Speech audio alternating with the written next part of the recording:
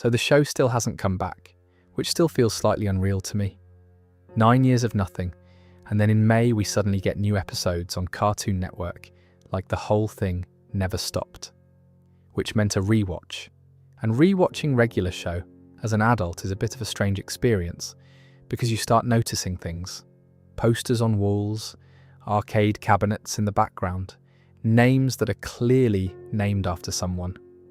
Whole episodes built on top of films that came out before most of the audience was born. So that's what tonight is. 100 of them. References, production facts, bits of trivia, things the crew has said in interviews, things that are just quietly sitting in the background of a shot. There's no ranking here and no countdown. I'm not saving the best one for the end. It's just 100 things, roughly grouped, going at whatever pace feels right. If you're new, a subscribe would be lovely. If you're not, you already know the drill. Right. Let's start with where the show actually came from, because that part is genuinely odd. Regular show did not begin at Cartoon Network. It began as a pencil-drawn student film made by a bloke at Cal Arts who had no particular reason to think anyone would ever see it. The film is called The Naive Man, from Lollyland. J.G. Quintel made it in 2005, and it took him somewhere around 8 months, which is a fairly punishing amount of time to spend on something that runs a few minutes. It premiered at the Nicktoons Film Festival on the 24th of August that year, and it walked away with 2 awards, Producer's Choice and Student Animator. So it wasn't some forgotten thing gathering dust on a hard drive. People saw it and liked it immediately. The plot is simple. An ambassador from a place called Lollyland comes to the United States for the first time, goes to a restaurant, and tries to pay for his meal with lollipops. That's it. That's the whole engine. And the ambassador is Pops. Obviously, he's Pops. Same round head, same lollipop stick, same everything. But here's the first proper bit of trivia, and it's one I find quite charming.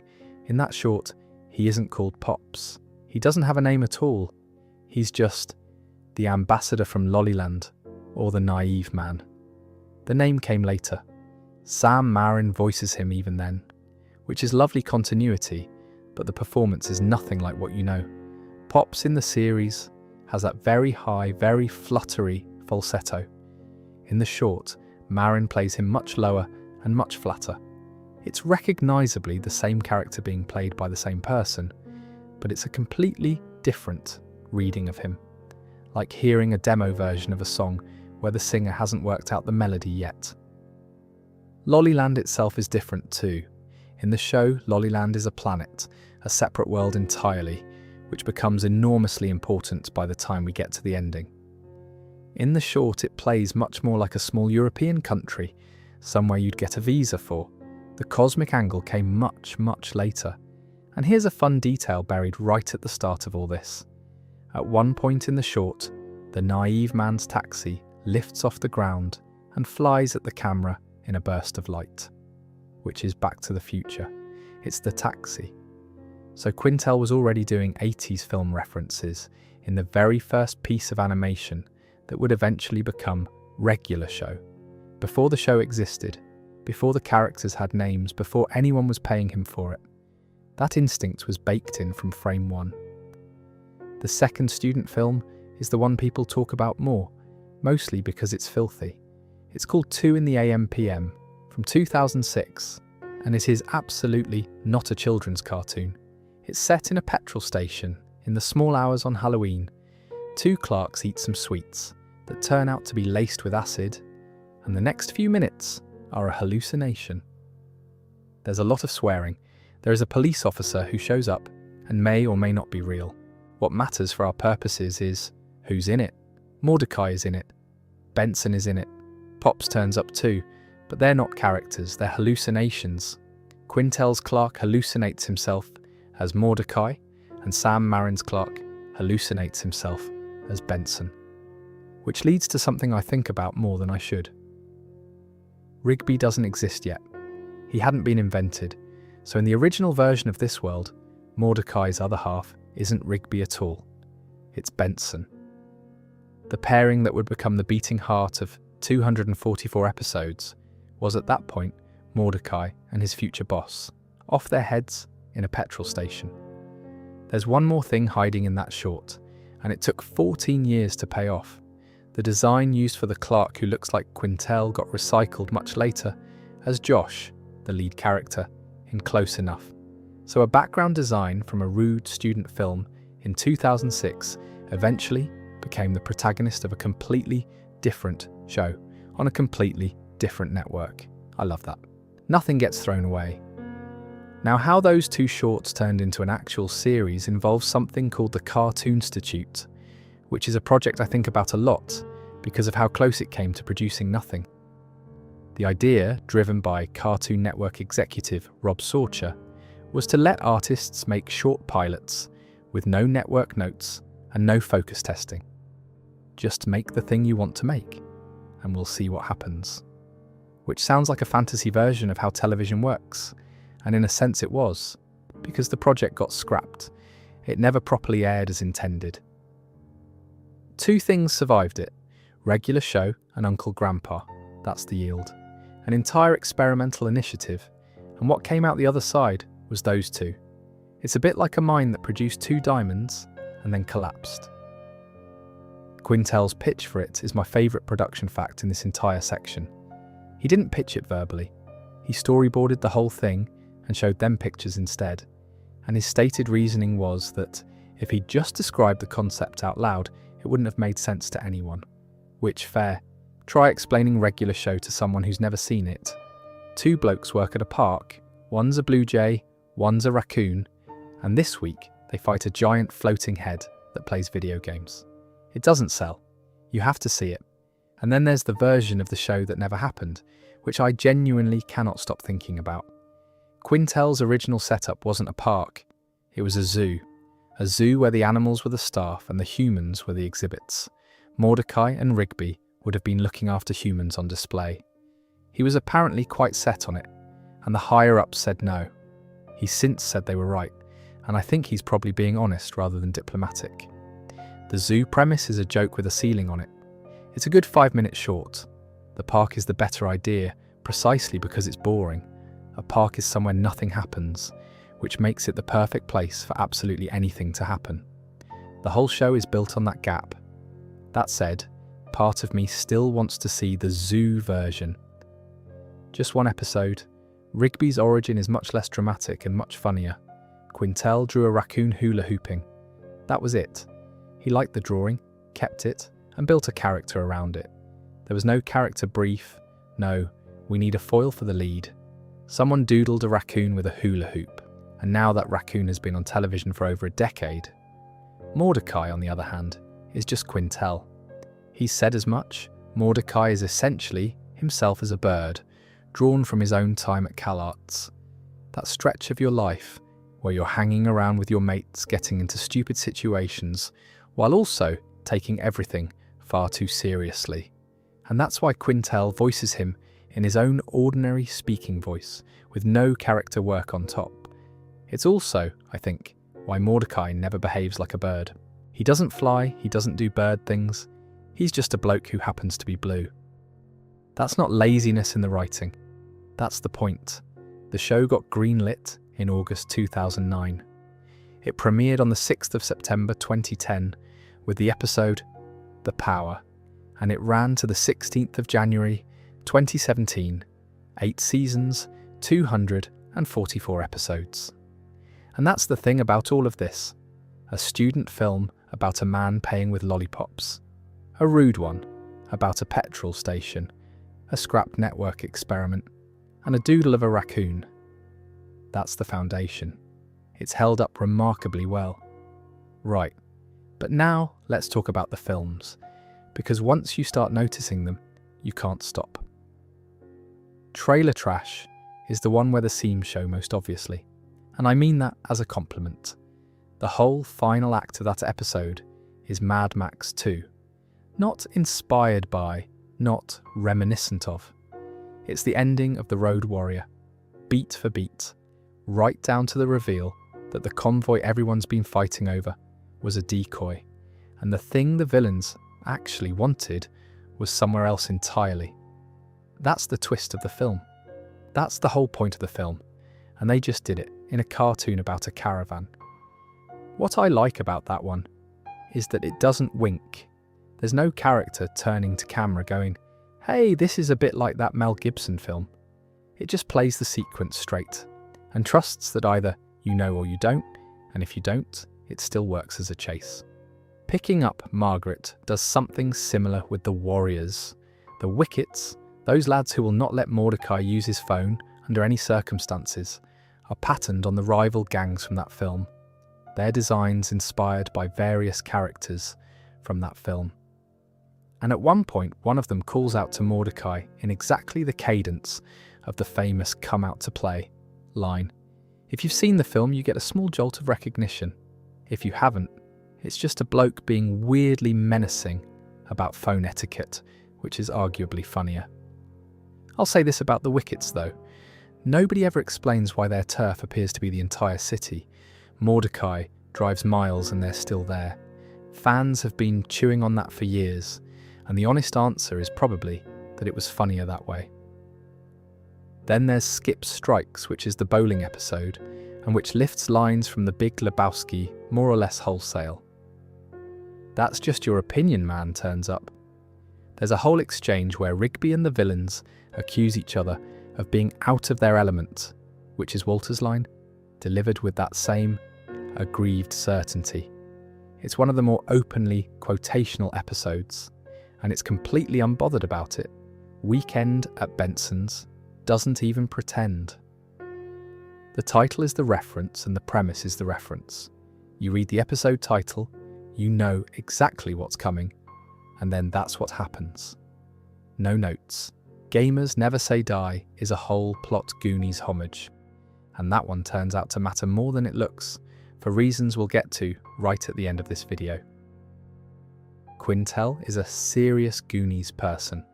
That fact leaves fingerprints in a place you would absolutely not expect. Stake Me Amadeus is a double. The title is Rock Me Amadeus, the Falco track that somehow topped charts in 1986, despite being mostly in German. And then inside the episode, there are two agents who are Mulder and Scully. Not similar to Mulder and Scully. They're drawn as Mulder and Scully.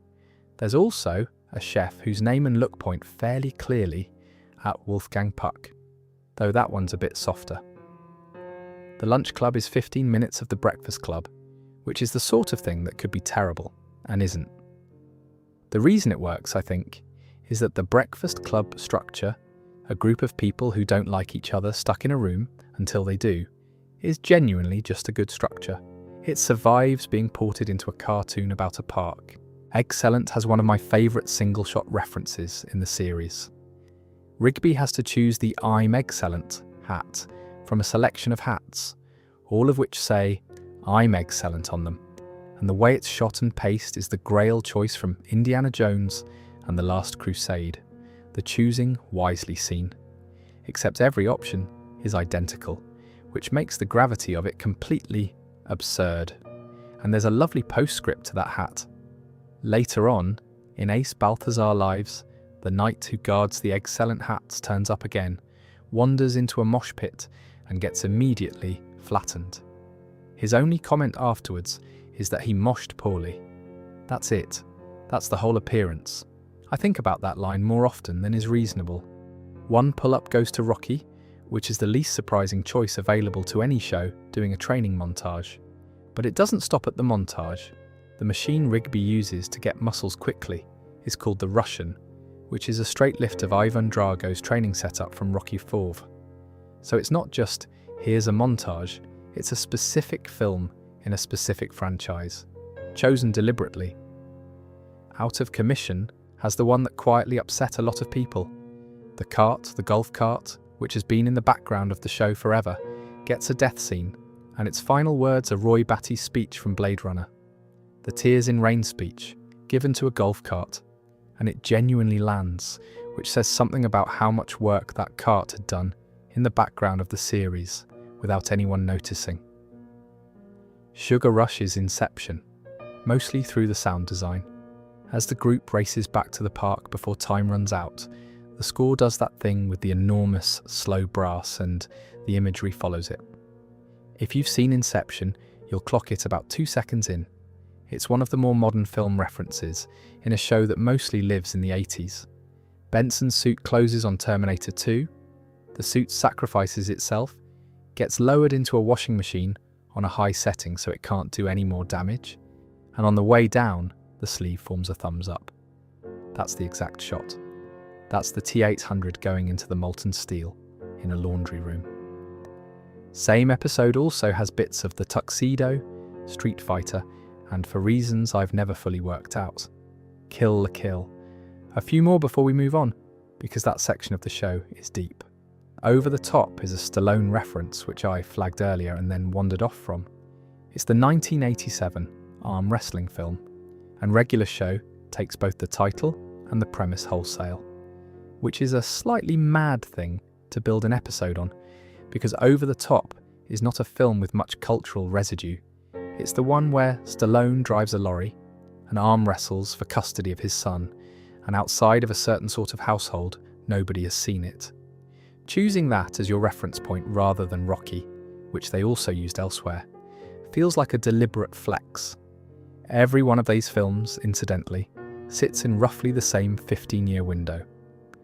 Road Warrior is 1981. The Warriors is 1979. Big Trouble in Little China is 1986. Blade Runner is 1982. The Breakfast Club is 1985. Over the Top is 1987. Last Crusade is 1989. There's a very tight band there, and it's the band where the people writing the show were children. Fuzzy Dice does something adjacent to all this, though it's not a film reference so much as a mood. And Stick Hockey, which we'll come back to properly later, is doing Van Damme. Then there's Hello Governor, which we'll cover in the horror section but which belongs to the same instinct. Take a film shape, apply it to the park, don't explain. The one I think is quietly the cleverest, though, is Meteor Moves. That episode invents a place called the Friend Zone, which in the world of the show is an actual physical dimension you can be sent to, and the visual language of it is the Phantom Zone from the Superman films.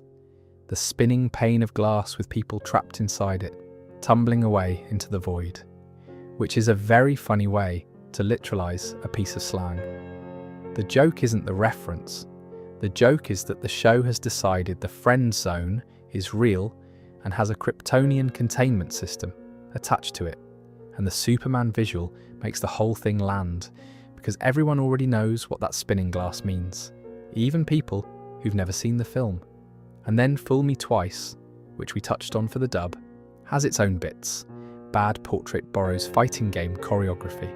The Night Owl has a chase built like a heist. There's a thing running under all of these that took me a while to work out. Most shows reference films by having a character notice the reference. Somebody does the pose, somebody else reacts, and the reaction is where the comedy lives. Regular Show almost never does that. Nobody in the park has seen The Road Warrior. Nobody points out that the cart is quoting Blade Runner. The characters live inside these references without any awareness of it, which means the homage isn't the joke, it's the scaffolding. Road Warrior gives you a chase with a twist. Breakfast Club gives you a bottle episode. Blade Runner gives you a death scene with actual weight, because the show has 11 minutes, and that speech has already done the work of meaning something. Then they build a normal episode on top, which is also why it ages better than a lot of its contemporaries. Reference humour that exists only to be recognised goes stale the moment the reference does. Reference humour that's holding up a story doesn't. Since we're on the subject of things that hold up, let's talk about the video games, because that's where the show got properly obsessive. The console Mordecai and Rigby play on is a Sega Master System. It's similar to a Master System. It's not Master System adjacent. It is a Master System with the branding politely removed, and the show does almost nothing to hide it. The shape of the unit is right. The controllers are right. That flat rectangular pad with the little round directional nub, which is a very specific and frankly not very good controller design that nobody else was making. And in at least one episode, you get a clear look at the box art for a game they're playing. And the box has that white grid background that many Master System releases used. That grid is the giveaway. You could put that box in a lineup of 100 pieces of cover art, and any Sega person in the room would pick it out instantly. Which raises the obvious question of why they're playing a Master System at all. It's the wrong console for two blokes in their 20s in the 2010s. And I think the answer is that it's the right console for the two blokes who made the show. The whole series runs on the specific texture of somebody else's childhood, filtered through characters who are technically adults. But the console isn't accurate to the characters, it's accurate to the writer's room. Over the Top pushes this further than any other episode. The premise is arm wrestling, which is already a Stallone reference we'll come back to, but the video game section of it is where the real business happens. Mordecai and Rigby play using Guitar Hero style controllers that have Master System pads jammed into them, which is a hardware joke so specific I'd bet money it came from someone on the crew who'd actually done something similar. And then in the same episode, they use the Konami code to dodge bottles being thrown by an angry crowd. Up, up, down, down, and so on. Not to unlock anything, not to get 30 lives, just to make the bottles miss. It's the code deployed as a physical defensive maneuver, which is a genuinely strange idea and one I've never seen anywhere else. Just Set Up the Chairs has a smaller one that I think is more elegant. Rigby defeats the Destroyer of Worlds, an actual villain, an actual threat, and the thing turns into a pair of cherries that awards him 100 points, which is Pac-Man scoring. The cherry in Pac-Man is worth 100 points on the first level.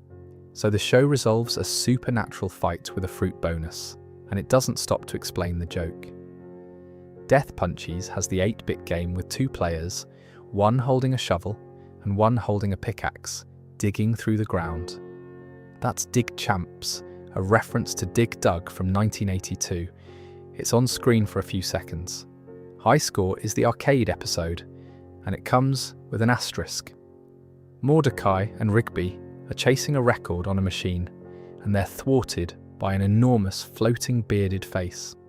Now there is a very famous bearded man in the world of classic arcade record keeping, whose name has become fairly loaded over the years, and a lot of people have read the giant beard as pointing directly at him. I'll flag that as a fan reading rather than something the crew ever confirmed, but the shape of the joke, a bearded face looming over an arcade high score attempt, is not exactly a coincidence-shaped thing. D's Keys sends Mordecai and Rigby running through what is unmistakably a level of marble madness after they trip an alarm and get chased by a giant rolling globe. Marble Madness is one of those games that a certain age bracket remembers, primarily as the one with the isometric maze that made me feel unwell, and seeing that geometry rendered in regular show style is a proper little jolt. The space race is an F-Zero love letter, top to bottom. The track design, the sense of speed, the general vibe of vehicles that shouldn't be able to corner doing so anyway. Broken Bones, the fictional game that turns up more than once, is Excite Bike, which is a slightly deep pull because Excite Bike is not one of the games people reflexively reference. It's not Mario or Zelda or Sonic. It's the one about jumping a dirt bike and overheating your engine, and somebody on that crew clearly had strong feelings about it. But I Have a Receipt is the tabletop RPG episode, and Benson's character in it, a vampire archer, resembles Link.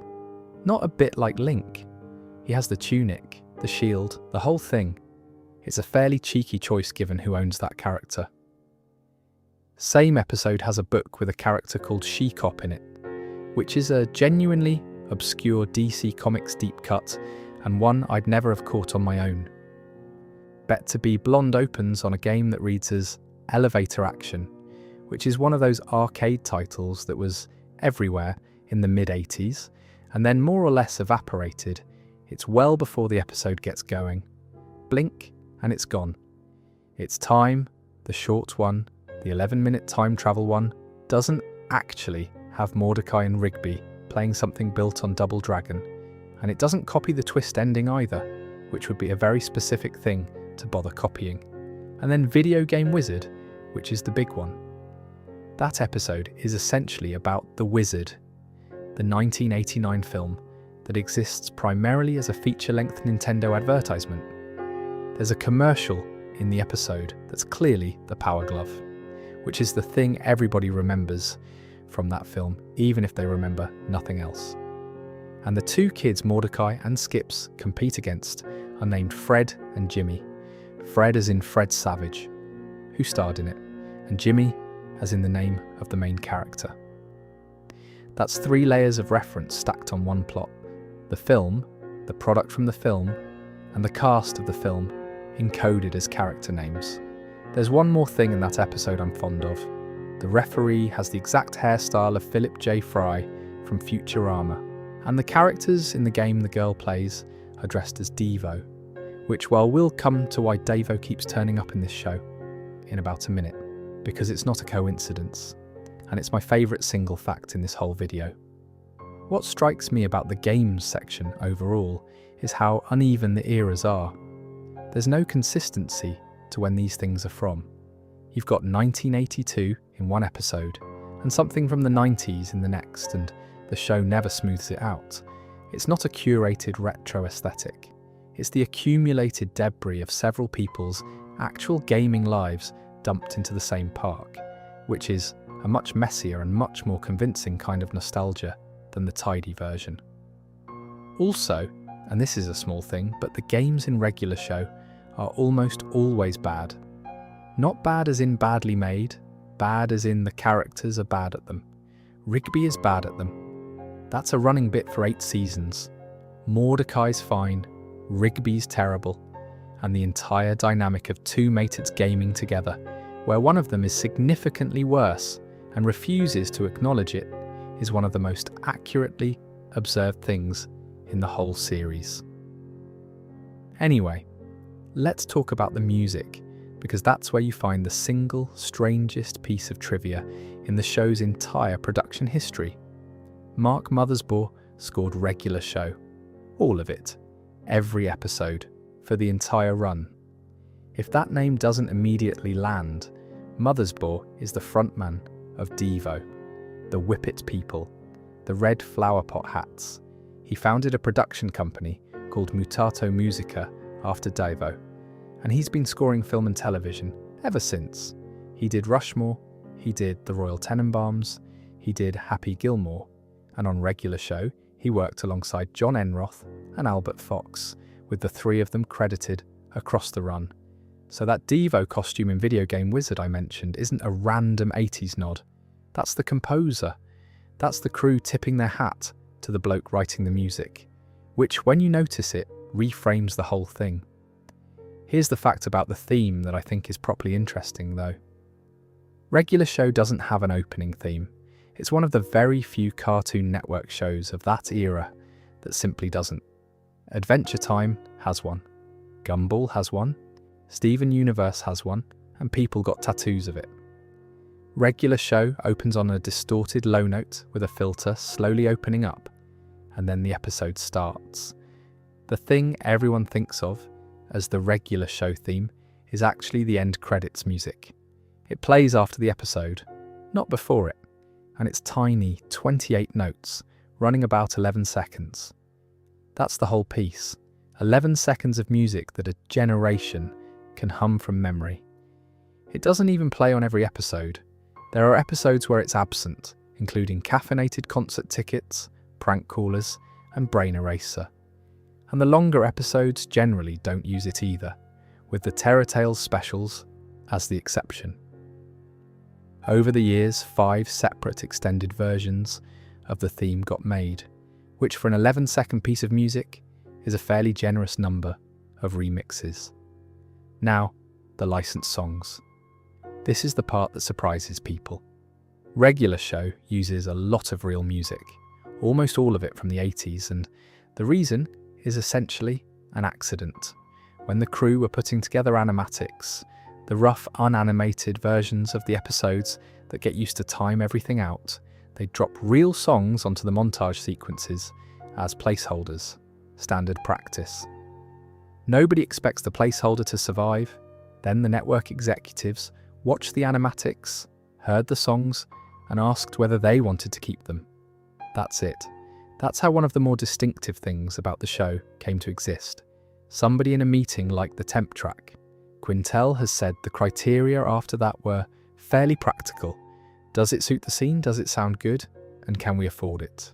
And he liked the effect it had on the audience split, where the adults watching would recognise the song and the kids would just be hearing something older and slightly odd for the first time. Which is, I think, a genuinely nice thing to want from a cartoon. The list of what made it in is long. You get Mr. Blue Sky by Erlo, Kiss on My List by Hall & Oates, I Ran by a Flock of Seagulls, March of the Swivel Heads by The English Beat, The Future's So Bright, I Gotta Wear Shades by Timbuk 3, which the show also quotes as a line of dialogue, Werewolves of London, Friday I'm in Love by The Cure, Taking Care of Business, and Whoomp, There It Is, which is not 80s but is very much of a specific moment. Two of the big ones sit outside the 80s entirely. The movie uses Pale Blue Eyes by the Velvet Underground, and the series finale runs Heroes by David Bowie, unaltered, over the closing montage. The one where you watch 25 years of everyone's lives go past. We'll get there properly at the end. There's also a list of songs that got planned and then didn't happen, usually because of licensing. Against All Odds by Phil Collins was one. Jungle Love by The Time was another. I find those failed clearances oddly poignant. Somewhere there's a version of an episode timed to Phil Collins that nobody will ever see. Right, my favourite music fact in the entire show. This one is genuinely lovely. The episode More Smarter has a sequence where Rigby dreams about solving the hardest maths problem in the world. It's shot almost directly from Rushmore. That specific scene, the same framing, and crucially the same kind of music underneath it. Rushmore was scored by Mark Mothersbaugh, so in order to reference Rushmore in regular show, the composer had to sit down and write a knockoff of his own work. He had to pastiche himself, which is such a specific and slightly absurd professional situation that I hope somebody in that room said something about it out loud. The same episode has a smaller one. One of the answers in Rigby's crossword is Algernon, which, given that the entire plot is about a character artificially becoming much cleverer and then not staying that way, is not subtle, but I don't think it's trying to be. And the Rushmore thread doesn't stop there. In Replaced, the two hipsters who briefly take Mordecai and Rigby's jobs are named Chad and Jeremy. Chad and Jeremy were a real 60s folk duo. Their song A Summer Song is in Rushmore.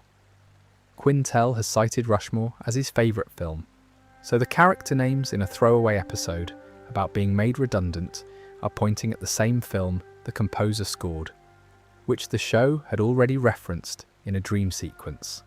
That's not a coincidence. That's a person with a favourite film. Death Punchies uses You're the Best from The Karate Kid, which is the training montage song, and which by that point had been used sincerely and ironically so many times that using it at all is a decision. Elsewhere you get Working for the Weekend by Loverboy playing over Mordecai and Rigby mowing lawns while drinking coffee, which is about as on the nose as the show ever gets and is funnier for it. 150 Drum Kit gives Benson a rotating drum solo, which is a Tommy Lee thing. Motley Crue, the spinning kit, the whole spectacle. But the solo itself, according to people who know considerably more about drumming than I do, plays much more like Neil Peart of Rush, with a marimba break, some polyrhythmic sections, and a gong to finish. I'll be honest and say I'm taking that on trust, from people with better ears than mine. And then Rush turns up again, in video 101, where Eileen's calculator reads 2112, which is a Rush album. So somebody on that crew was a rush person, and they got at least 2 of these in.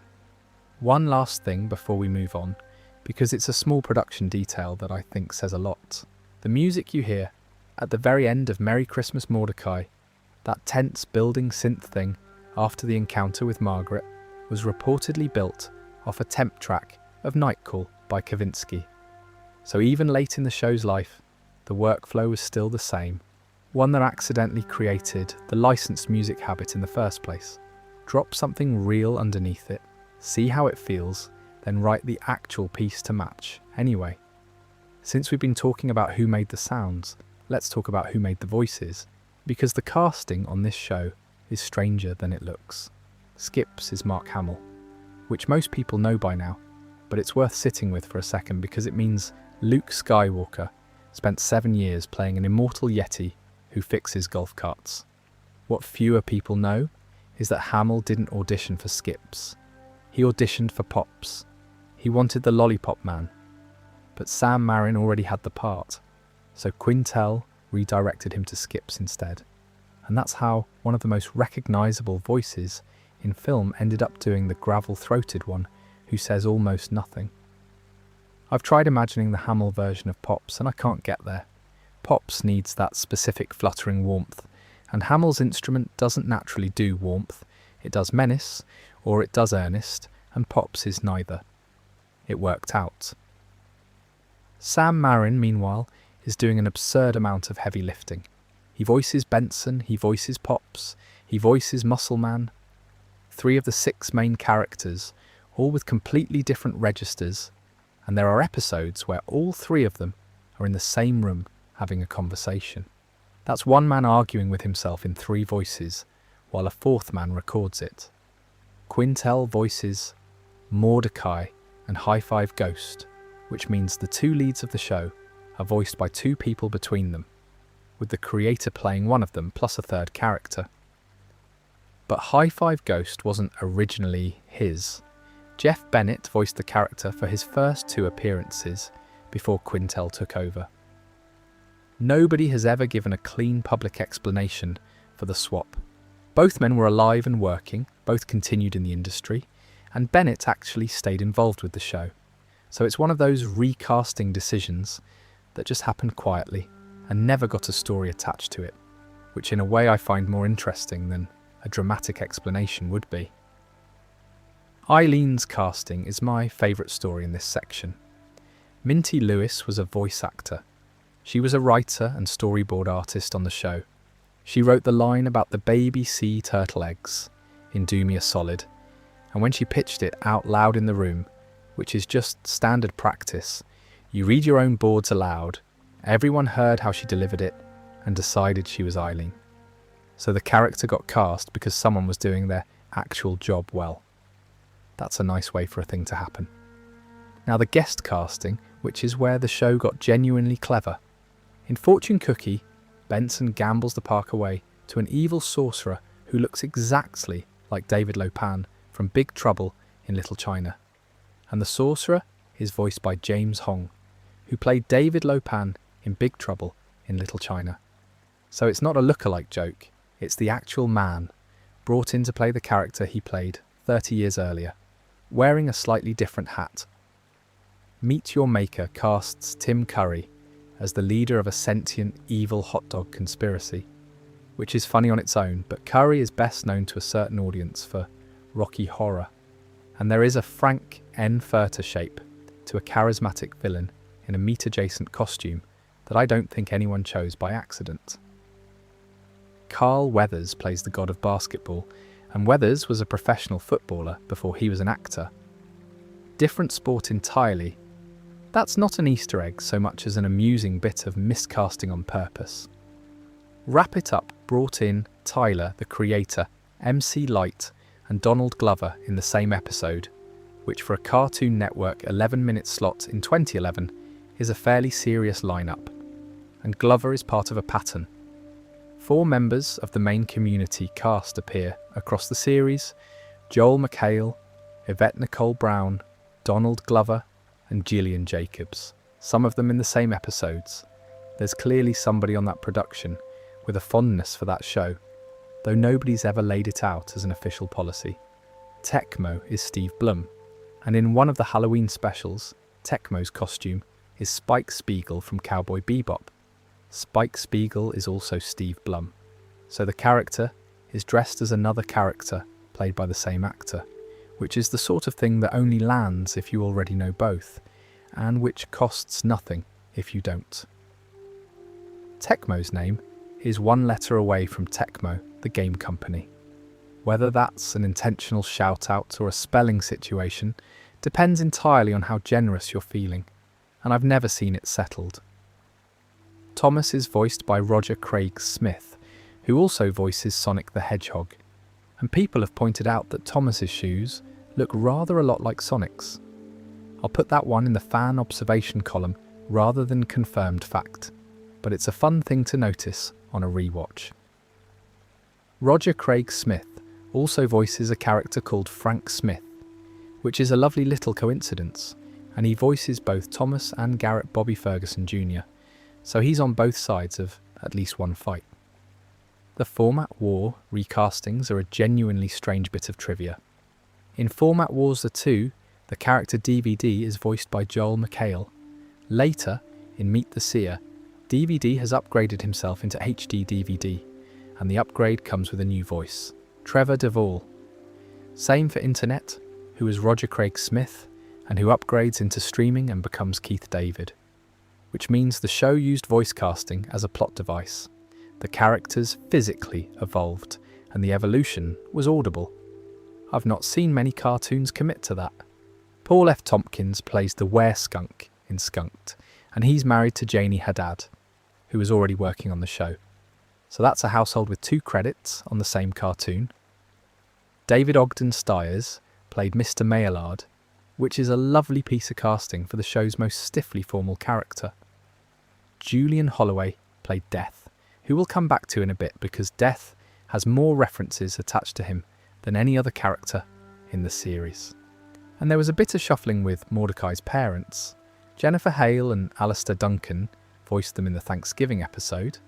And then when the show did an episode actually focused on them, Maxin and Relaxin, the roles went to Katie Sagal and Ed Begley Jr. instead. A couple of smaller ones from the same draw. Julian Holloway played Death, which we'll come back to, and Wallace Langham, Ed Asner, George Takei, Michael Dorn, Terry Crews, Awkwafina, and Robert Englund all turn up at various points. Neil deGrasse Tyson is in it. That's a very odd guest list for a show about groundskeepers, and I think it happened because the show developed a reputation among adults. Fairly early, people wanted to be in it. There's also a nice bit of coincidence casting. Courtney Taylor voiced both the angry lady and the cake shop worker in Take the Cake, which means 2 of the people in that episode arguing about a cake are the same person. And Roger Craig Smith again voices both Thomas and Garrett Bobby Ferguson Jr. So he's on both sides of at least one fight. One last thing, and I think it explains a lot about how the show sounds. Mark Hamill has said in an interview that the cast typically recorded together, in the same room, rather than separately. That's not how most animation gets made anymore. Most of it is one actor alone in a booth, reacting to nothing. And you can hear the difference in regular show, the overlaps, the interruptions, the way Mordecai and Rigby talk over each other in a way that sounds like 2 people who've known each other for years, rather than 2 performances stitched together later. That's a room, that's people looking at each other. Anyway, since we're heading toward the weirder end of things, let's do Halloween, because regular show took Halloween seriously enough to keep getting told off for it.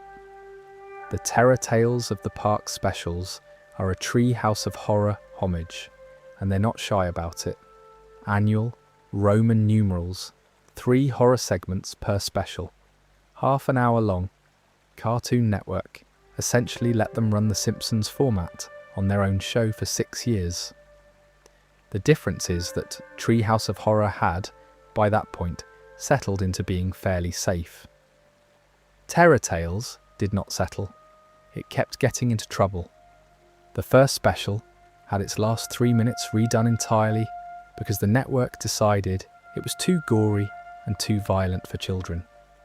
Which raises the question of what was in the original, and the answer is that we don't fully know, but the replacement ending has Rigby getting hit by a giant egg. Which sounds harmless until you remember that a later episode establishes Rigby is deathly allergic to eggs. So the safe version, on reflection, is arguably a murder. I don't think anyone joined those dots at the time. The second special also had to change its ending for the same reason. The version that aired has the tow truck crashing into a tree and everybody emerging as ghosts, which is not exactly a soft landing either. Storyboard art of the rejected version has circulated over the years, and the general consensus among people who've seen it is that the network's concerns were not unreasonable. Now here's a connection I really like. The Halloween special contains at least 2 callbacks to 2 in the AM/PM, the student film with the acid. The cop is one. There's also a fart gag lifted from it. And the reason those fit is that 2 in the AM/PM is itself set on Halloween at a petrol station in the small hours. So the Halloween specials aren't just referencing Quintel's old work at random. They're referencing the one piece of his old work that shares a setting. The costumes are where these specials really earn their keep, because they're never obvious. Terror Tales 5 gives you Rigby as M. Bison from Street Fighter, Eileen as Kiki from Kiki's Delivery Service, Muscle Man as Snake Plissken from Escape from New York, Pops as the Fourth Doctor, scarf and all, which suits him alarmingly well, Mordecai as Bruce Lee from Enter the Dragon, Benson as Sherlock Holmes, and Skips as Rambo. That's 7 references in one lineup, and the spread is mad. You've got a fighting game, a Studio Ghibli film, a John Carpenter action film, a British institution, a martial arts classic, Victorian detective fiction, and Rambo. All at once, all background. Terror Tale 6 does it again.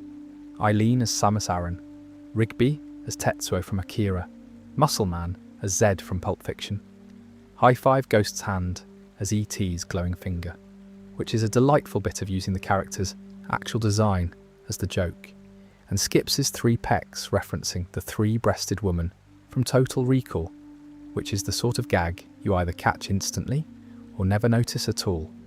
Then inside Eileen's story, in that same special, you get Captain Janeway, Han Solo, Dr. Zaius from Planet of the Apes, and John Nada from They Live, which is 4 more, layered on top of the 7 you already had.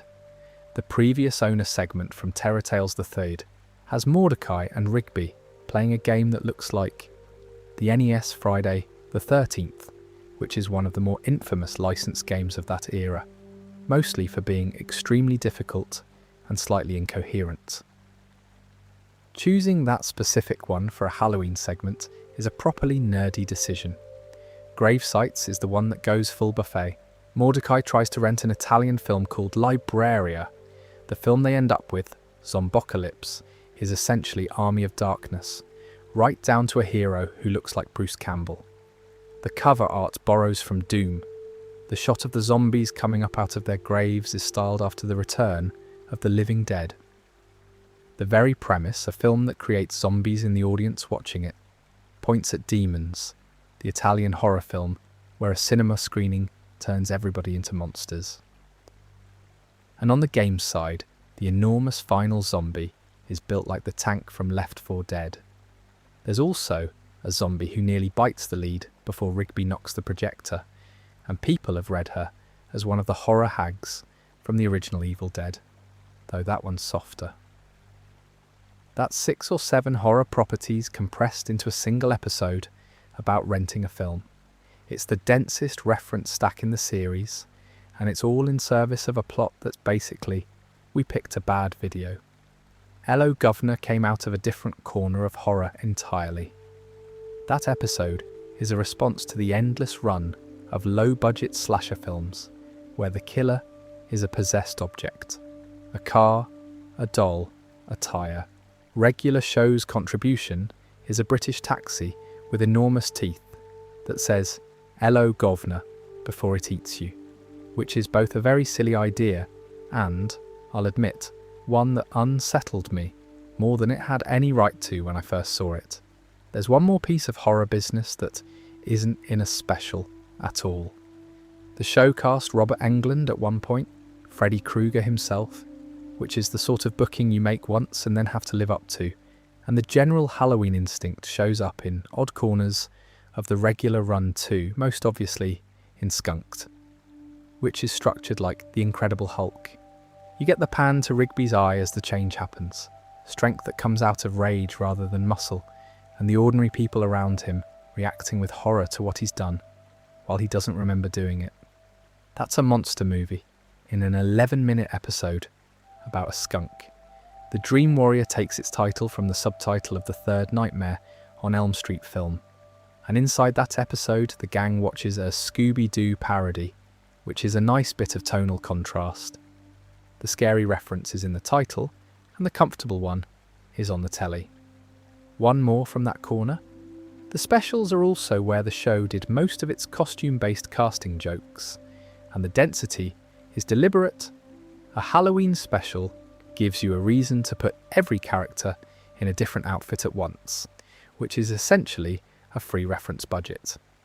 You get 7 or 8 in a single wide shot, and none of them cost you a line of dialogue, which explains why so many of the deepest cuts in the entire series live in these episodes, rather than in the regular run.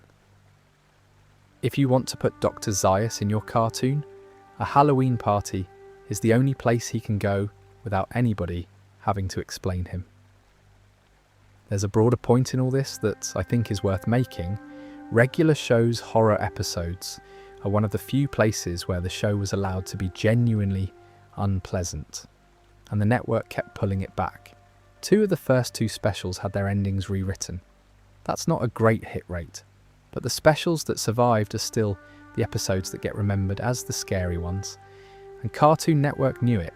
For a few years after the show ended, the Terror Tales specials were the only regular show content the network would air at all, brought back every October like a seasonal decoration, while the rest of the series sat unplayed, which is a strange sort of legacy. The episodes they kept trying to tone down are the ones they couldn't stop putting on.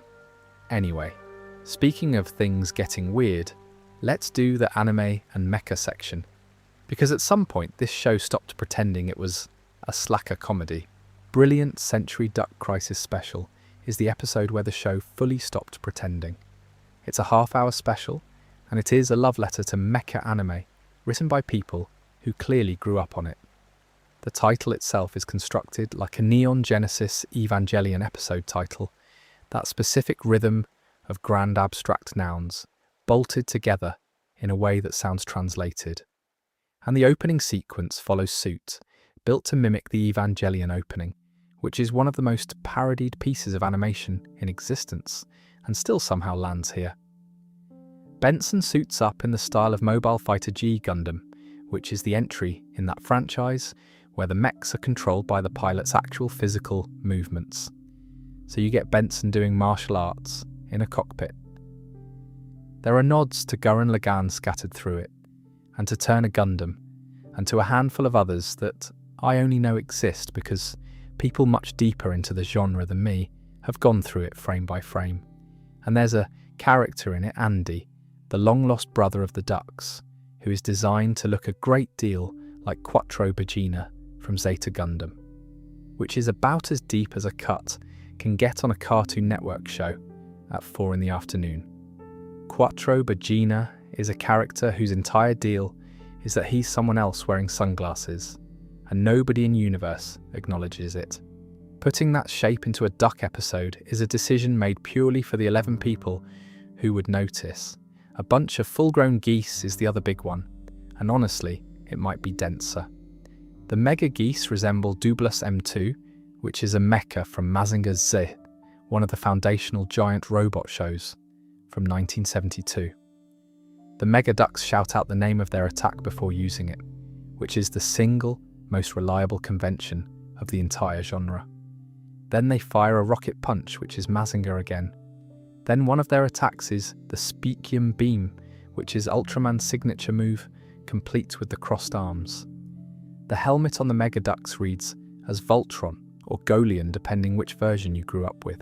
There's an attack lifted from Mecha King Ghidorah's machine head move, which is a Godzilla deep cut.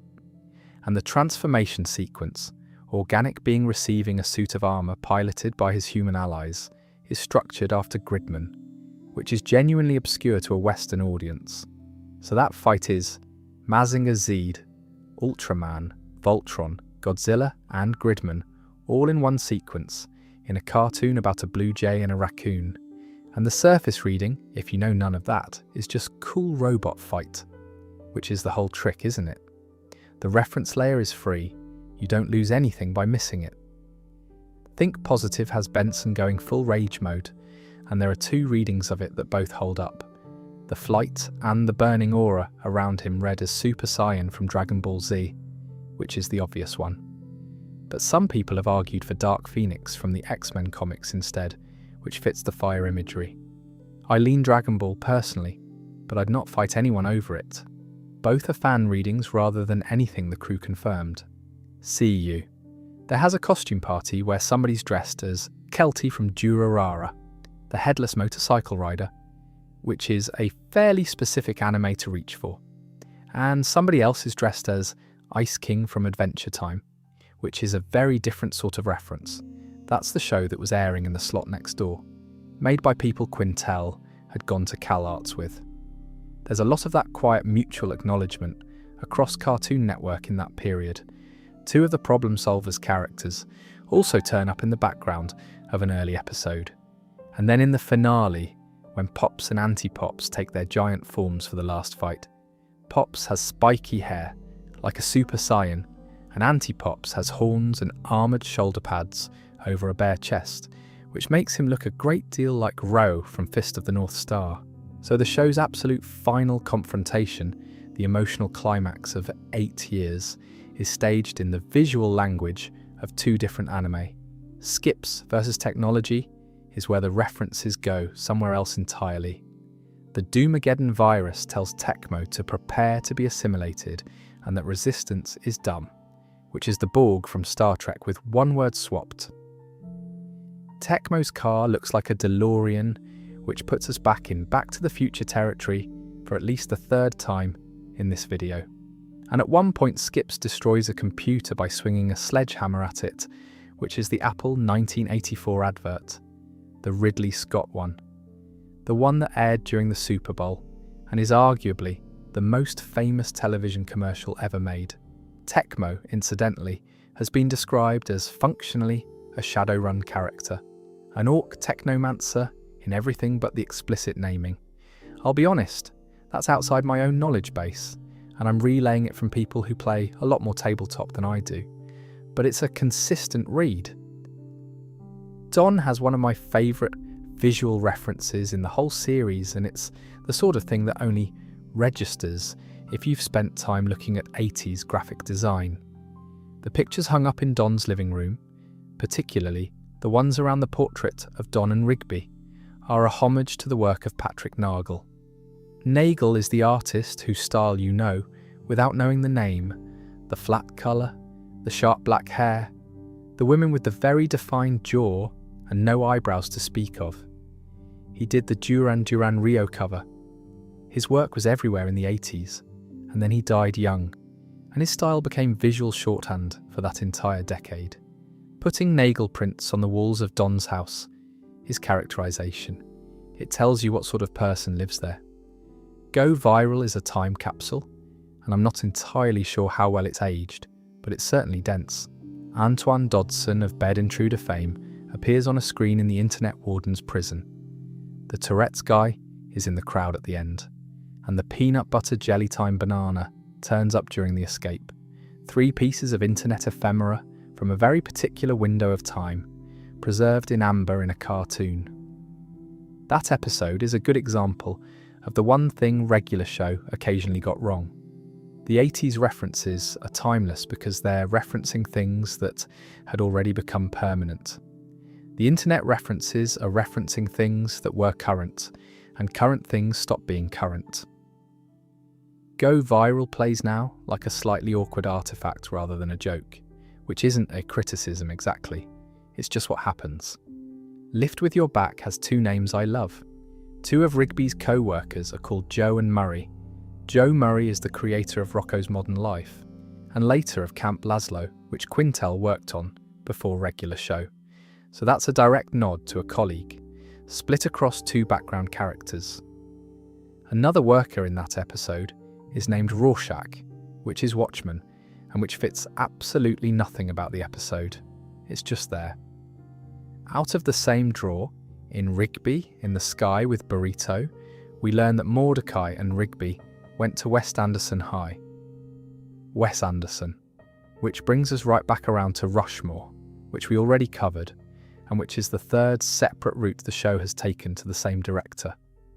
There's also a very odd one in the Latin American Spanish dub. In the episode Diary, Mordecai's confession about going commando got changed to him confessing that he loves Adventure Time. And in Fool Me Twice, instead of shouting, "Look, it's Mount Fuji," as a distraction, he shouts about Goku's granddaughter Pan. So the dub team was writing their own references on top of the existing ones, aimed at a completely different audience. That's a whole second layer of Easter eggs that most of us will never see. Anyway, let's slow down a bit and talk about the small stuff. The details sitting in the background that aren't referencing anything at all. Skips has 5 fingers. Nobody else does. Cartoon characters have 4 fingers because 4 fingers are quicker to draw and read more cleanly at small sizes. It's been the default since the 30s, and regular show follows it everywhere, except on Skips, who has a full set. Nobody involved with the show has ever explained why. The fan theories are enjoyable though. One is that it's a Simpsons nod. On The Simpsons, only God and Jesus have 5 fingers, and The Simpsons was reportedly one of Quintel's favourites growing up.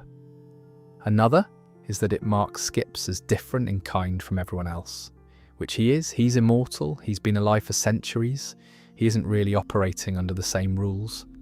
And a third is simply that Mark Hamill plays him, so obviously he gets an extra finger. I like the immortality reading best, but I want to be clear that this is a fan observation and not a stated design decision. Nobody's confirmed anything. Same category, different character.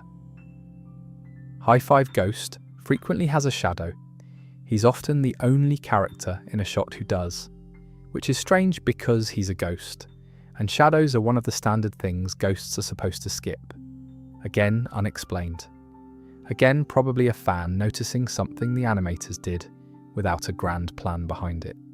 But it's a nice thing to look for on a rewatch. Eileen's original design is a proper before and after. In her debut, she has plain black dot eyes behind thin black frames, and the effect is honestly a bit unsettling. She reads as slightly hollow, like something's missing from her face. By her second appearance, she'd been redesigned into the version everyone knows, with much larger eyes and the red glasses. It's a rare case of a show course correcting a main character's design almost immediately, and it being unambiguously the right call.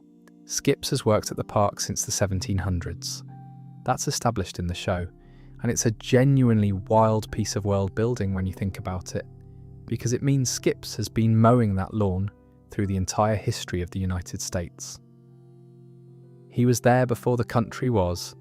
He's watched every owner, every employee, every generation of layabouts, and he knew Tecmo back when Tecmo was going by the name Samson during the Civil War.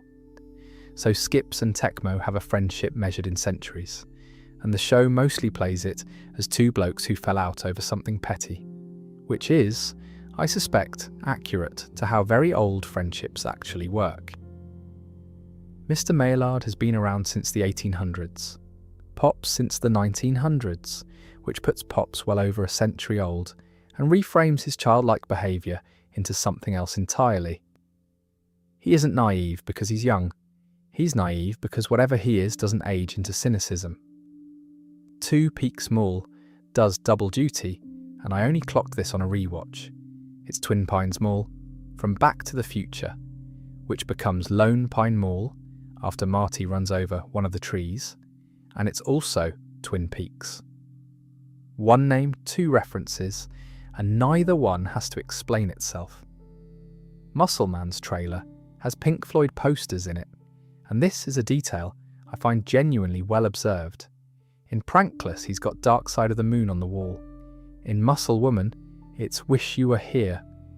Different episodes, different posters, same band, which is exactly how a real person's room works. You don't have one poster, you have a collection that accumulated over years from the same 3 or 4 things you actually care about. Most cartoons would have given him one signature poster and left it there forever. Brilliant Century Duck Crisis Special has a quiet detail buried in it that recontextualizes the whole show. Mordecai gets offered $100 for the use of his likeness, and he reacts to it as roughly a month's wages. A month, $100, which means Mordecai and Rigby are being paid dramatically below minimum wage in any part of the country. And it's not presented as a joke about how the park is a strange magical place, it's presented as a normal thing that Mordecai says without commentary. The most common fan explanation is that they're constantly paying off the damage they cause, which would explain a lot, though it's never confirmed. Either way, it's a bleak little number sitting in the middle of a duck episode. On the production side, the numbers are equally striking. Each episode took roughly a few weeks to make, 9 months for 11 minutes of television, and a single episode storyboard ran to something like 150 pages with 2 drawings on most of them. That's the part people don't see. The show's entire aesthetic is casual. It looks like 2 blokes messing about. It sounds improvised. The animation style is deliberately loose.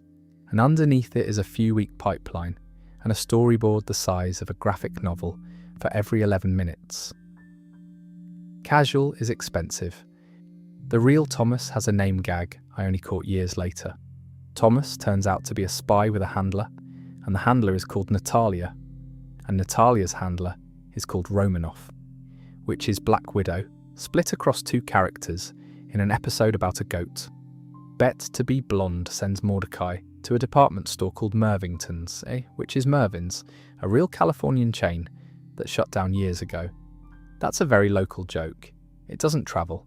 If you didn't grow up within driving distance of one, you'd have no reason to notice. And earlier in that same episode, one of the items of clothing scattered around the living room looks like Gumball's jumper, which is another quiet nod to the show down the corridor.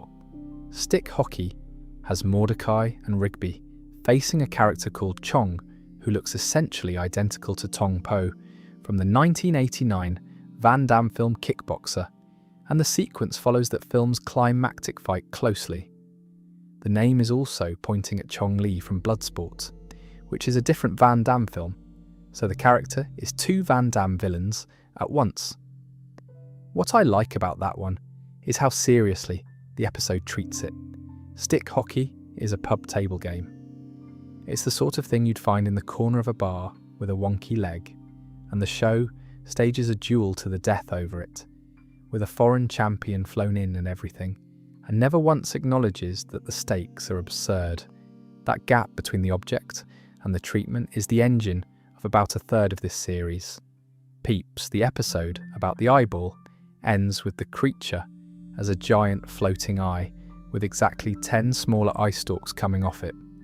The number is oddly specific. People have read that as pointing at various things, and I've never seen a version I found convincing, so I'll just leave it as it's 10 and somebody counted. Marvelo the Wizard gives Muscle Man and High Five Ghost alter egos named Palom and Porum, which are the twin mage characters from Final Fantasy IV. That's a fairly serious RPG pull for a background gag. Trucker Hall of Fame has a ghost trucker called Huge Marge, which is a Pee-wee's Big Adventure reference. Large Marge, the trucker whose face does the thing. And speaking of Pee-wee, in Do Me a Solid, the first thing you see when the film starts in the cinema is a Pee-wee Herman lookalike announcing there's a telephone call at the front desk, which is a very deep reference to a very specific moment. That same episode is titled after a Seinfeld phrase and features a shake weight advert, which places it precisely in time in a way that's now slightly funny. Fuzzy Dice has an arcade game called Dance Like a Loser 3, which is a fake title I think about more than several real games. Dead at 8 has a demonic children's pop-up book called The Hungry Hungry Soul-Sucking Deathworm. New Bed sends the gang to a furniture shop that's obviously IKEA, staffed by, among others, a large yellow bird. And in Access Denied, LaDonna uses an Omega Beam, which is Darkseid's attack from DC Comics, the beams that curve and follow you and cannot be dodged. That's a very particular power to hand to a one-off character. I want to finish this section on Death, because Death might be the single most reference-loaded character in the show. He rides a motorcycle, which is a Terry Pratchett thing, the death of the Discworld. Books ends up on a motorbike in soul music. He says, "Your soul is mine," which is Shang Tsung's catchphrase from Mortal Kombat. And his design, his accent, and the two moles on his left cheek make him look a very great deal like Lemmy from Motorhead, which is the sort of thing that would be a stretch, except that all three of those readings point in the same direction. Motorbike, heavy metal, catchphrase from a fighting game. Somebody sat down and built that character out of a very specific pile of things, and the pile makes sense together. Right, let's do the cut material, because a surprising amount of this show didn't make it to air. The very first episode of regular show contains a line that most people who watch the show have never actually heard. In the original broadcast of The Power, Rigby says, "Now how in the H are we going to fix this S?" It's a joke about not swearing that is very obviously a swear delivered by a raccoon in the first 11 minutes of a Cartoon Network series in 2010. It mostly didn't survive, getting cut from many later versions but still lingering on some DVDs and streaming releases. Later airings changed it to, "How in the heck are we going to fix this stuff?" which does not work at all because the entire construction only makes sense as a dodge. Once you replace the letters with actual words, there's no joke left. You've just got a sentence. The UK got there first, oddly. Before Cartoon Network America edited it, British airings had already changed the line to, "How in the H are we going to fix this hole?" which at least keeps half the structure intact. So there are 3 versions of this line in existence, and only one of them is funny. The uncut version survives on the Slackpack DVD, which is the sort of sentence that sounds made up and isn't. The same treatment hit Pissed. After The Power, Free Cake and Meet Your Maker, the crew were told they couldn't use Pissed Off anymore, and every existing instance got redubbed to Ticked Off. Except, and this is the part that irritates me on their behalf, Benson's going to be pissed, survived intact in Free Cake. Nobody has ever explained why that one lived. It's the same word in the same show, in the same season, and that's the pattern with regular show censorship generally. It isn't systematic, it's somebody in a room making a call, and the calls don't line up with each other. Mordecai says, "Holy crap, it's real," in Hello Governor, and that stayed. He says somebody's screaming like a fricking maniac, and that stayed too. But Pissed had to go. There's a genuinely lovely bit of grim detail in Prank Callers. During the scene where the master prank caller is in the bath, there is actually no condom wrapper visible on the bathroom floor, which is a very deliberate piece of set dressing that somebody drew, somebody coloured, and somebody approved in a children's cartoon. It was cropped out or digitally removed from every rerun afterwards. Fortune Cookie had an actual slur removed. There's a dim sum cart that passes through a shot with an offensive word for Chinese people written on it, and it got digitally erased. That one, I think everybody would agree, was the right call, and it's a strange thing to have made it to broadcast in the first place. The Unicorns Have Got to Go is the episode that caused the most trouble internationally. It features a delinquent unicorn dressed as Alex from A Clockwork Orange, bowler hat, single false eyelash, the lot. Which in a show aimed at children is quite the choice, given what that character does in that film. The episode was banned outright in Poland, Romania and Hungary. The stated reasons never really surfaced, and the general assumption is that it's the gross-out humour rather than the Kubrick reference. but nobody's confirmed it. There's also a piece of that episode that changed before it ever aired. At one point, the unicorns bring Mordecai a lady, and in the original version, she was going to be an obviously cross-dressed man in a bra, fishnets, and heels. The censors pushed back. What ended up on screen instead is a blonde biker with long hair who, as it happens, looks quite a lot like Robert Plant. So the note produced a Led Zeppelin joke, which is arguably a better outcome than the original. Trucker Hall of Fame lost a line in a flashback where Muscle Dad tells Muscle Man to take a raincoat to prom. Muscle Man's response that he doesn't need protection from the rain was read by the censors as a condom joke, or possibly as an endorsement of the opposite. Either way, it went. The real Thomas got the most complicated international treatment of any episode. The premise is that Thomas, the intern, is actually a Russian spy. It was banned in Russia, which is not surprising. But in a number of other territories, the UK, the Philippines, Australia, the episode aired with Russia, renamed to Druzhnia, along with cuts for violence and suggestive content. So there's a version of that episode where the entire geopolitical joke has been sanded off and replaced with a fictional country, which removes essentially all of the point. Power Tower has the most purely embarrassing production story in the show's history. Cartoon Network aired a colour-corrupted, oversaturated cut of it by mistake. Not slightly unfinished, visibly wrong, with the colours off and the whole thing looking unresolved. The correct version aired a few days later. There's no scandal to that one. It's just somebody grabbing the wrong file, but I do enjoy imagining the phone calls. Now, the things that never happened at all. Margaret was originally going to wear no clothes. On the same logic as Mordecai, he doesn't wear anything. She's the same sort of creature. Consistency. That got changed for reasons I think everyone can work out for themselves without me spelling them out. CJ nearly went in a much worse direction. She was first conceived as a difficult woman type, which in practice usually means a character whose personality is being an obstacle.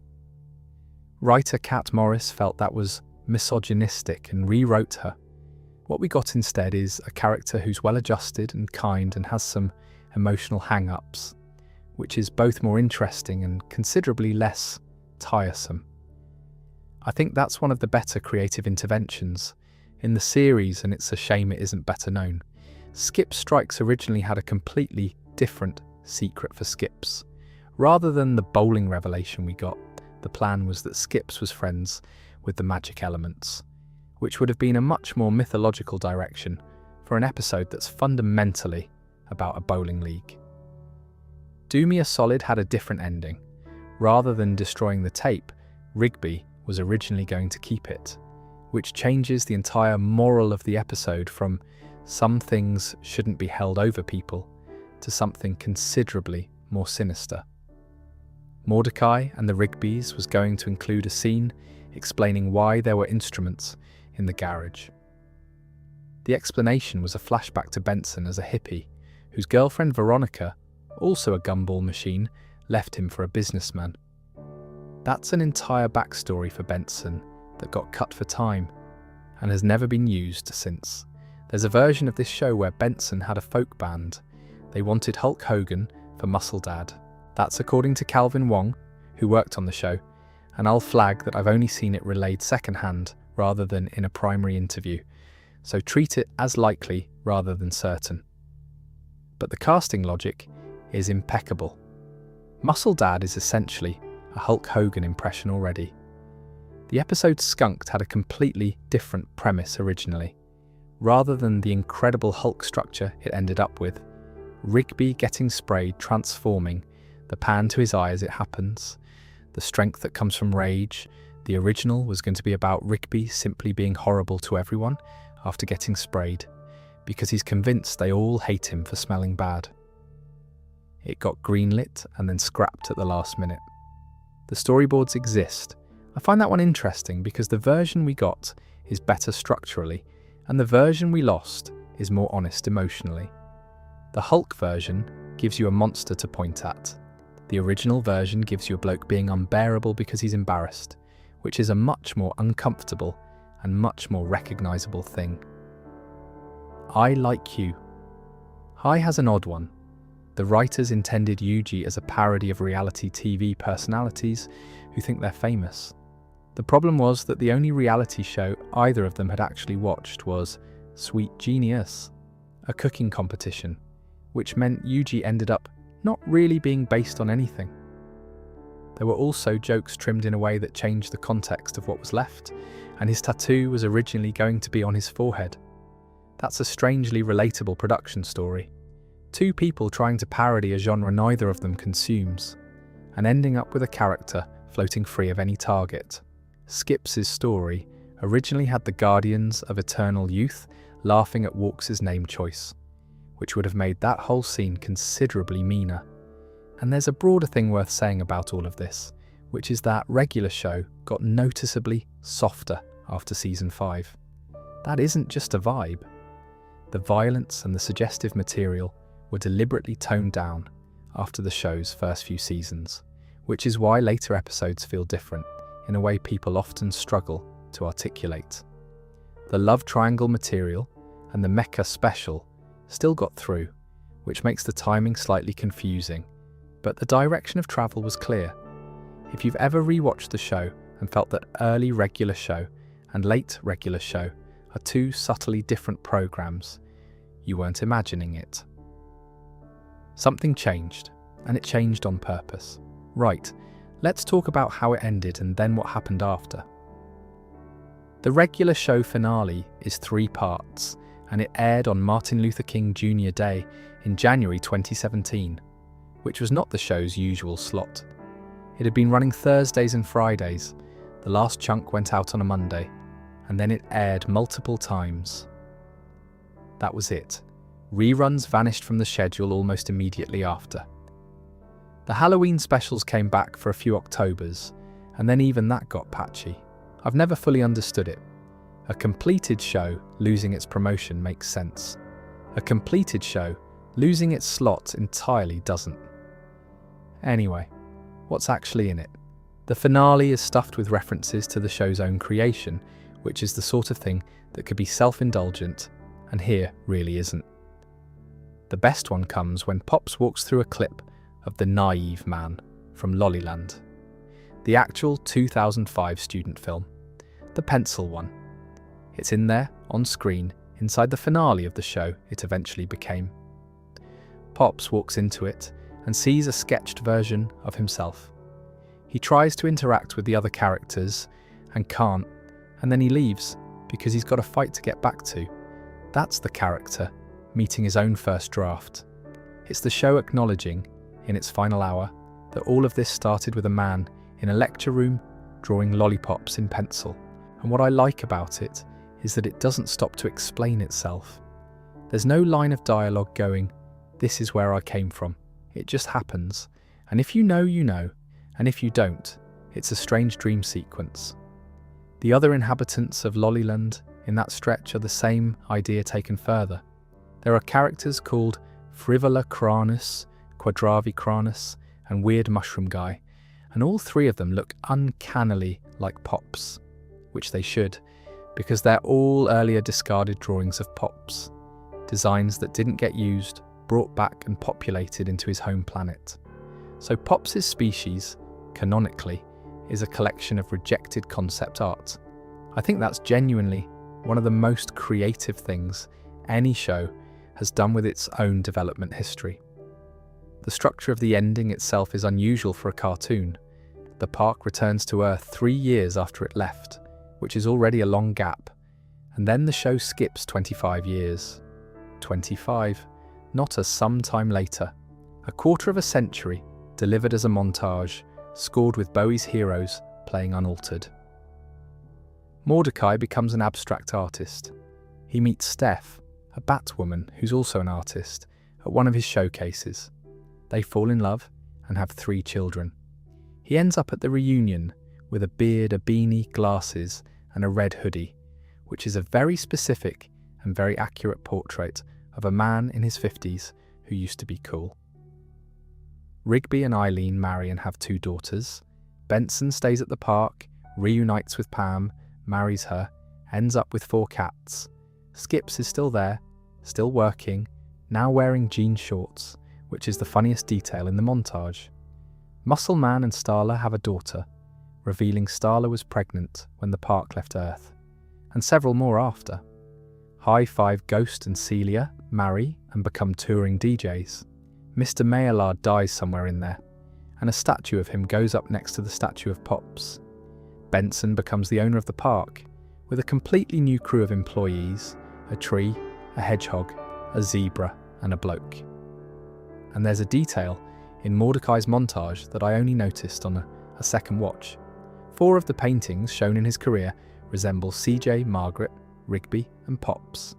He's been painting his life. Nobody says so. Now Steph's name. This is one of my favourite bits of behind-the-scenes trivia in the whole show, and it connects back to something from earlier. She wasn't given a name in the episode. She's just Mordecai's wife, unnamed on screen. The name came afterwards, during a Reddit AMA, where writer Matt Price came up with it, because Quintel loves the Goonies.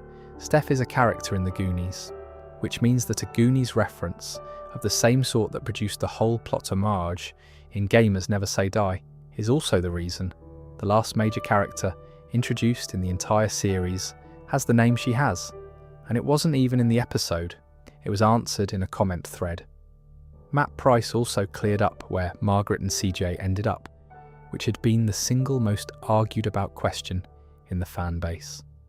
Margaret travels the world as a newswoman and still keeps in touch with Mordecai, Rigby and Eileen. CJ became a professional dodgeball player and doesn't speak to any of them anymore. Price's reasoning is more interesting than the outcome. Both stories were finished, both women were already on their own paths, and Mordecai had finally left the park to pursue art. So it seemed right he'd meet somebody doing it. His summary of Mordecai's romantic history was that he'd been too wishy-washy with both of them. Which, honestly, yeah, that's the correct read of the character. Mordecai's defining flaw for 8 seasons was an inability to commit to a decision, romantic or otherwise, and giving him a tidy reunion with either of them would have been the show rewarding him for something it had spent years gently criticising. Then there's the last shot, which I still think is one of the better endings in television animation. At the reunion, Mordecai and Rigby sit on the steps of the park house with a drink, reminiscing. They do their catchphrase, the grunt and the long, "Ooh!" And then Mordecai says he can't believe they used to do that. They stand up and walk off. The camera pulls back to show the house, and then the screen turns to static, and the camera keeps pulling back, out of a Hanatronic television in a place full of butterflies. A VHS tape labelled Regular Show ejects from the deck, and Pop says, "Ah, jolly good show." So the entire series was a video Pops was watching in the afterlife, which sounds like it should be a cheap twist and isn't, because it isn't a twist about the story being fake. It's about Pops getting to see how it all turned out for everyone he saved. He died in the 3rd act. This is him watching the rest. There's also a small structural joke in there that took me embarrassingly long to spot. The show that had an extremely short opening theme finishes on a tape being ejected. The credits are the point. That's where the theme lived the whole time. Anyway, let's talk about what happened after, because the ending turned out to be less final than it looked. Quintel's next series was Close Enough, which went to HBO Max in 2020 after a fairly torturous development period. It was originally meant for TBS in 2017 and got delayed repeatedly before landing somewhere else entirely. It ran 3 seasons and got cancelled in 2022, and then was pulled from the service a month later, which is its own small tragedy. It's an adult show about a married couple with a kid, and on paper, it has nothing to do with the park. In practice, it's riddled with the old show. The kitchen wallpaper is abstract art, and if you know what you're looking for, it's the entire main cast plus the house. Pops' top hat, Muscle Man's mullet, Skip's fur, Benson's shape, High Five Ghost's smile, the two leads in the middle. It stays on that wall for 3 seasons, in the background of a completely different programme. In the episode Perfect House, there's a montage of properties for sale, and one of them is Pop's house. Straight up, unmistakably, for sale. The listing gives the owners as Kim and Thurston, which is a Sonic Youth joke, rather than a regular show one, Kim Gordon and Thurston Moore. There's a framed picture of the ultimatum on a wall in that same episode, which brings me to a fact I still find slightly hard to believe. A real company built an actual ultimatum, citing the show as the inspiration. The enormous burger from the best burger in the world got manufactured. It escaped. Josh, the lead of Close Enough, shouts, "Yeah, you," in the cold open of the first episode, which is Mordecai and Rigby's catchphrase, and he's voiced by Quintel, using much the same voice. Emily has essentially Eileen's ponytail. The studio card after some episodes has Josh and Emily doing the same bit Mordecai and Rigby do in the regular show stinger. Candice, the kid, is at one point seen playing with a toy keyboard that is very clearly the Power, the keyboard from the very first episode of regular show, the one that grants wishes. She's just got it in a daycare centre. Nobody comments. The excellent hat shows up twice, once on a kid in a gym in the episode Cool Mums, and once hanging in Josh and Emily's wardrobe. So somewhere in the Close Enough universe, an adult couple owns a hat from an eating challenge in a cartoon that they also apparently live adjacent to. And then there's the one I think is properly funny. At a skateboard shop, Candice picks out a Satan-themed board and a demonic voice says something backwards. If you reverse the audio, the voice is clearly saying, "Buy regular show DVDs." That's a hidden backwards message, in the tradition of every moral panic about backmasking in rock records, deployed as an advert for the creator's previous show. I love it unreservedly.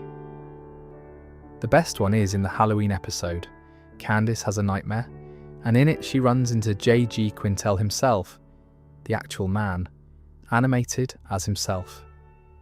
He tells her she's too young to be watching Close Enough, and instead recommends regular show to her, drawing a crude picture of Mordecai and Rigby on a sticky note while the old theme plays underneath.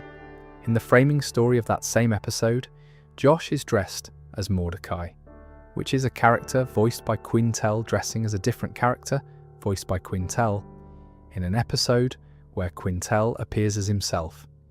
That's about as many layers as you can stack before it collapses.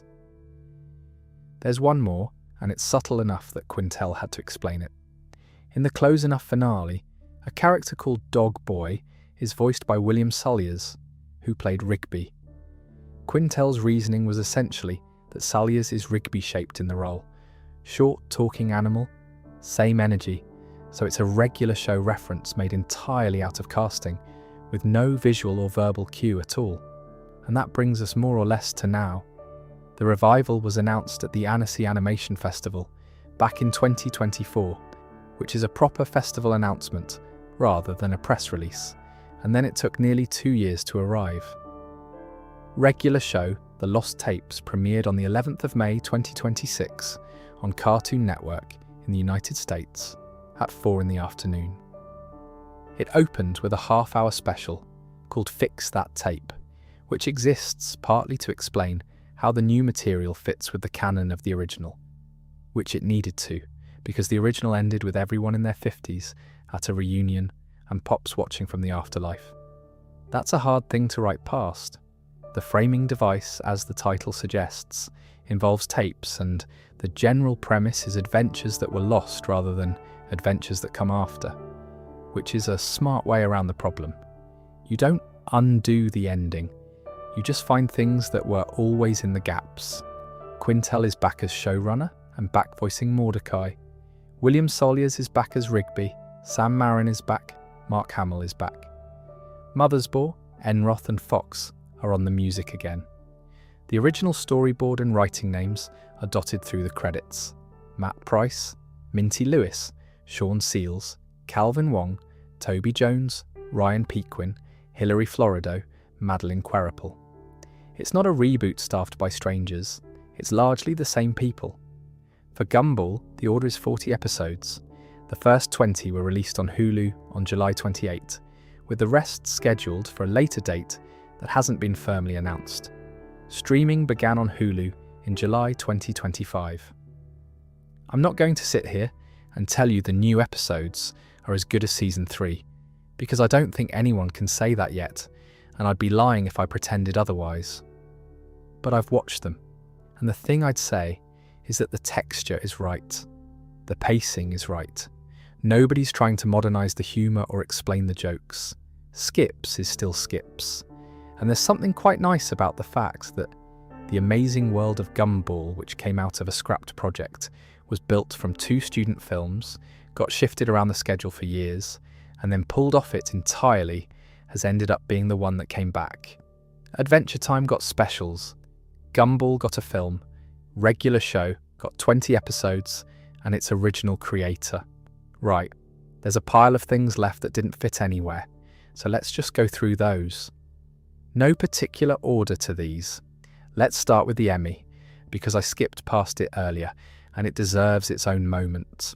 Regular Show won an Emmy in 2012 for Outstanding Short Format Animated Program, and the episode that won it was Eggcellent, which is the one where Mordecai has to eat a 12-egg omelette to win a hat, and where the whole thing spirals into a coma, and a night, and a quest, and the eating challenge in that episode is real. Or at least, it's based on a real one. Quintel took it from a challenge at a place called the Broken Yoke Cafe in San Diego. So the single most surreal premise in the show's early run, the one that ends with a spiritual journey, started with somebody looking at a menu in California. There's a small coda to that episode as well. Right at the end, a new challenge gets announced for a 96-ounce steak, which points at the old 96er from The Great Outdoors, the enormous steak John Candy attempts. So even the closing gag has a film underneath it. Really, real wrestling has the reference in this show that most surprised me when I learned what it was. 4 Armageddon slaps Mordecai and kicks Rigby while asking whether it's fake, because they'd been claiming wrestling is fake. That's a real thing that happened. In 1984, wrestler David Schultz slapped journalist John Stossel twice during a 2020 interview after Stossel said wrestling was fake, asking each time whether that felt fake. It's one of the more infamous moments in wrestling history, and it ended in a lawsuit. Putting that in a cartoon played almost straight is a genuinely bold decision. The characters in that episode also owe something to Mortal Kombat. 4 Armageddon has a Goro shape to him, and there's a snake wrestler who reads as Reptile. Muscle Woman has Mordecai and Rigby chased by Muscle Man's ex, complete with a shot of her in the rearview mirror, and Rigby yelling that they must go faster, which is Jurassic Park, the mirror with the text about objects being closer than they appear, and the line from the Jeep. 2 references in one chase.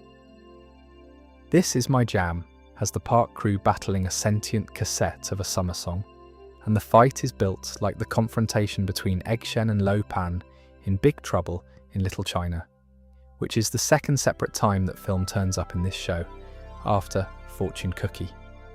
Somebody involved really likes it, and honestly, fair enough. Grilled Cheese Deluxe has a sequence set to Lies by the Thompson twins. Also in that episode, one of the spacecraft in the compound is Thunderbird 1, which is Jerry Anderson, which is a properly British thing to find in a Cartoon Network cartoon. Rigby's body features somebody making a Twinkie Wiener sandwich, which is from UHF, the Weird Al film. That's a deep cut with an extremely devoted small audience. Benson Be Gone has a nice, internal one.